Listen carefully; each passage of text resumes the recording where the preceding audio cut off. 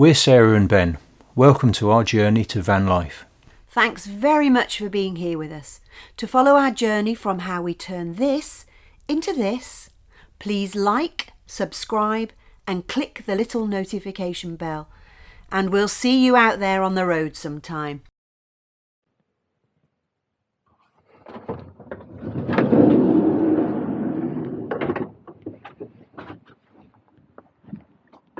Oh hi, welcome back to the channel. It's good to have you here. If you're enjoying these videos and you want to see some more, don't forget to like and subscribe, and there'll be more videos coming along very soon. This surprise snow that we had last night made me think that it'd be a good time to talk about the heater. We installed a diesel heater underneath the front seat here, and then afterwards we're going to talk a bit about our water system, because I've just spent a couple of days making sure it's good for the winter and we're not going to have any problems with any freezing.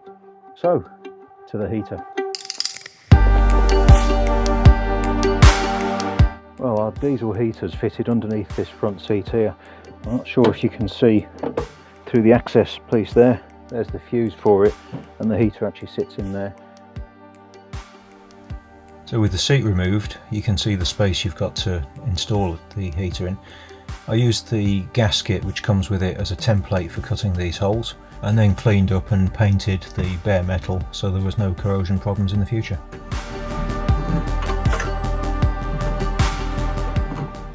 So the heater sits in there quite neatly, plenty of space for it, and then the ducting is routed round to the outlet position on the back of the seat box. And this is what it looks like from below. The two large pipes that you can see coming through, one is the fresh air inlet to the combustion chamber, and the other is the exhaust pipe, so that the combustion air is coming from outside and the exhaust goes to outside, so there's never any risk of any contamination of fumes inside the van. The back of the seat base doesn't have a completely flat surface to mount this outlet, as you can see it rocking there, so I made a small wooden flange with the edges cut off so that it sits neatly in that space.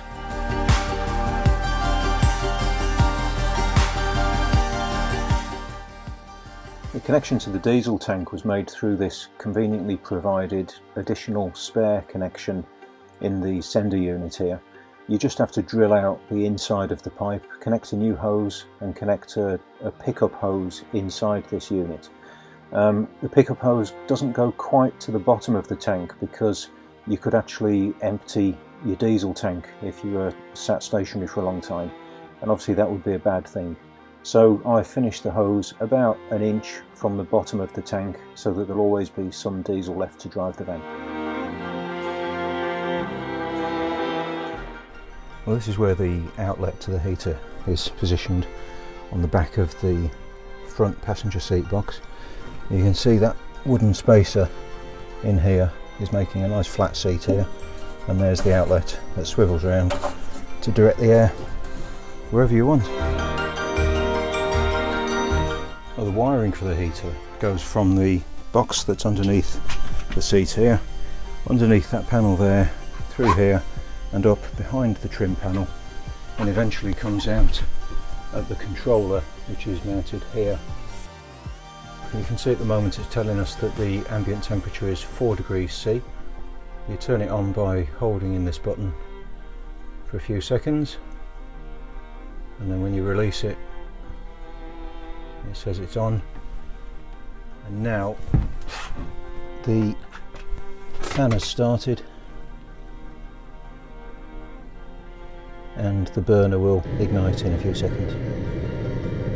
There's just one thing about the use of this heater which we'll have to see if it works out as we're actually using the van, and that is that the outlet to the heat is actually pointed more or less towards the control panel, and the effect of that is that this thermostat sensor could actually give an inaccurate reading of the heat, because it's in the airstream from the heater, and there it would cut off the heat a bit too soon.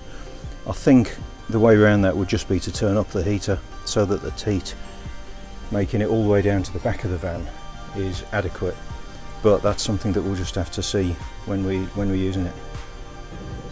So you can see now with the heater in operation that there's the fumes coming from the exhaust.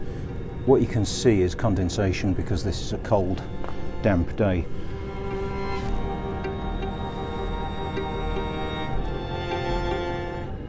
But one thing to be aware of is going to be those fumes going back into the van.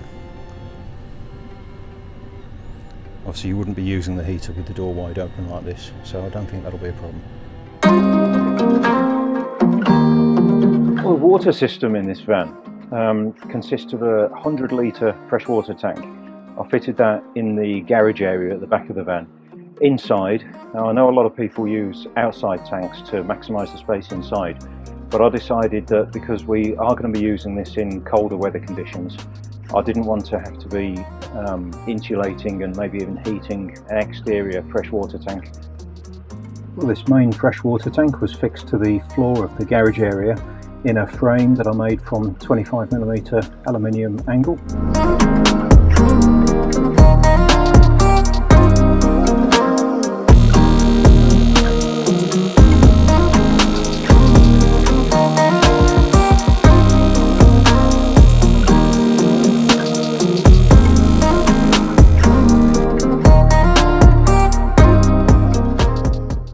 And I welded on these tabs so that we could attach webbing straps to keep it nice and secure.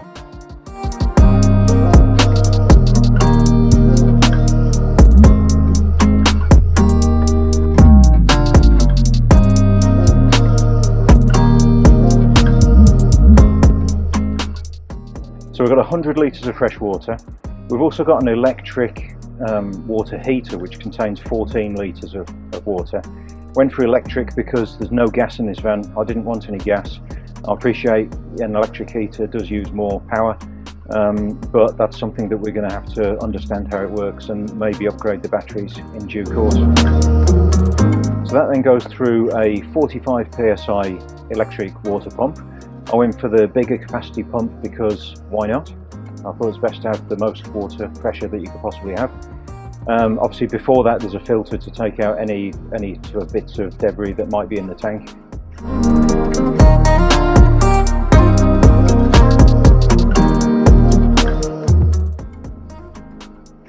While we're talking about the water supply from the tank, I found that because of where I had to drill the connection for the outlet of the water tank was a little distance off the base of the tank.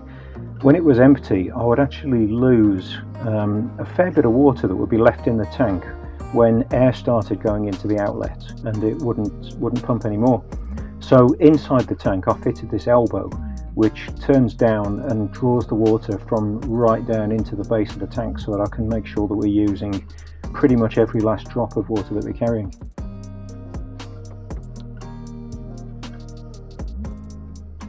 That then goes to an accumulator. Now what that does is has a diaphragm inside it, and you have air pressure that works against the water pressure. So when you turn on any of the taps or flush the toilet, what you're actually using initially is stored pressure in the accumulator before the pump cuts in. So the pump cuts in once that pressure is used, and then the pressure's down low enough for the switch in the pump to switch on. Then when you turn off a tap, the pump's still running, and that replenishes the pressure in the accumulator so that the pressure is there again to start once you open the tap again you need water.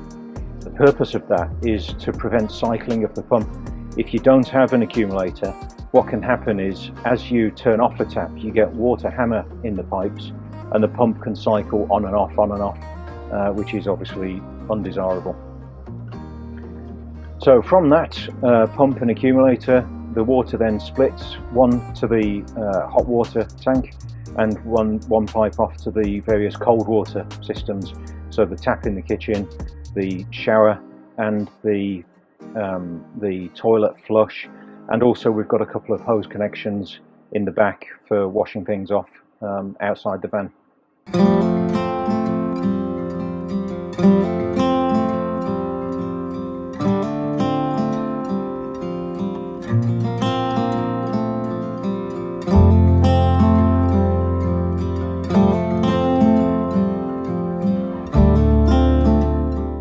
What I found was when I first put it together and turned on the water heater, when I then turned on a tap in the kitchen or in the shower with just cold, it was actually bringing warm water through, because there's a Venturi effect in the pipework to the water heater, and it was actually drawing water through the supply line into the heater, back out and into the cold water system. So to overcome that, I fitted a one-way valve, a non-return valve in the cold water supply to the heater, and that solved that problem.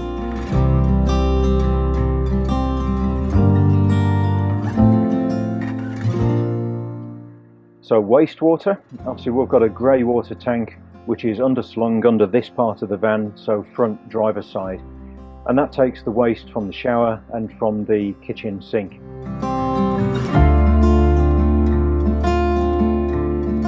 The 75 litre grey water tank was insulated with this quite thick Armorflex insulation, which should do a good job, with all the seams taped over to make it a neat job.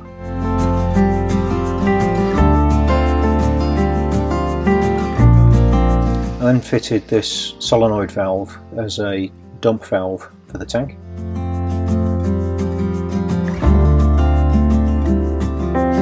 And you can see it was mounted in this aluminium frame that I knocked up with the old TIG welder.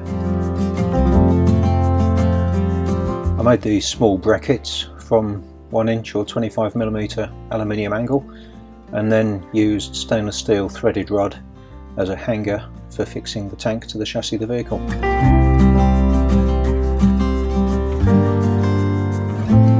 And the outside edge was just bolted with a bracket onto the sill of the van. This is that solenoid valve in place, operated with a switch from inside, and when you press it, the solenoid opens and you dump your wastewater.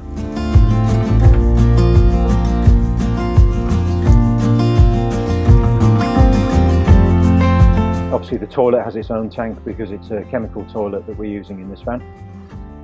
The sort of winterization of this van, what I've chosen to do, I've fitted some heater pads, some 12 volt electric heater pads underneath the grey water tank, in between the tank itself and the insulation, and those can be turned on to prevent that grey water tank from freezing.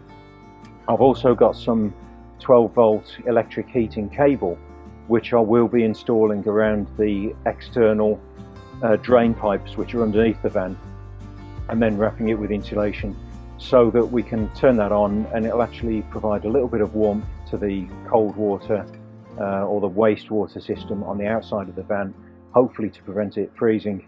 Again, that's untried, never done that before, and I do appreciate it will use quite a bit of electricity, so I think that's probably something that we'll only really be able to use either while we're driving along because the alternator will be powering the electrical system, or when we're parked up on a hookup. Obviously at winter time, when that's a problem with freezing outside, there'll be less solar energy through the panels to charge, and the battery that we've got at the moment probably isn't sufficient to sustain that for very long. So that's part of the experiments as we start using the van, particularly in cold conditions.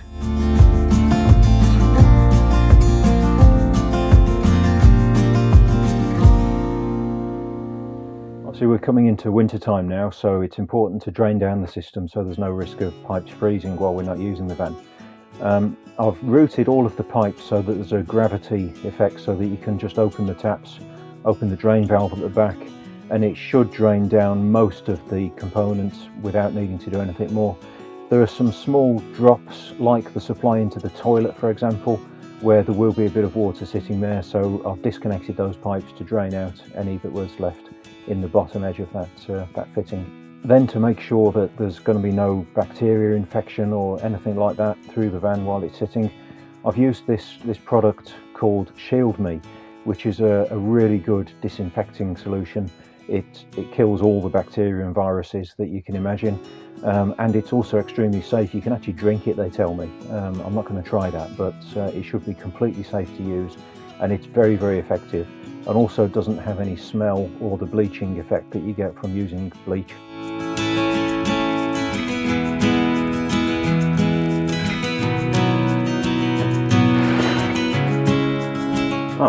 So this is our toilet and shower. Rolling up door, really waterproof, really nice fitting, works really well. Thetford cassette toilet, again fairly standard, tank on the outside, works well. And here's the shower valve mixer with the riser, and we lined it with this plastic wall board, which is actually really effective, lightweight, does a really good job. Excellent.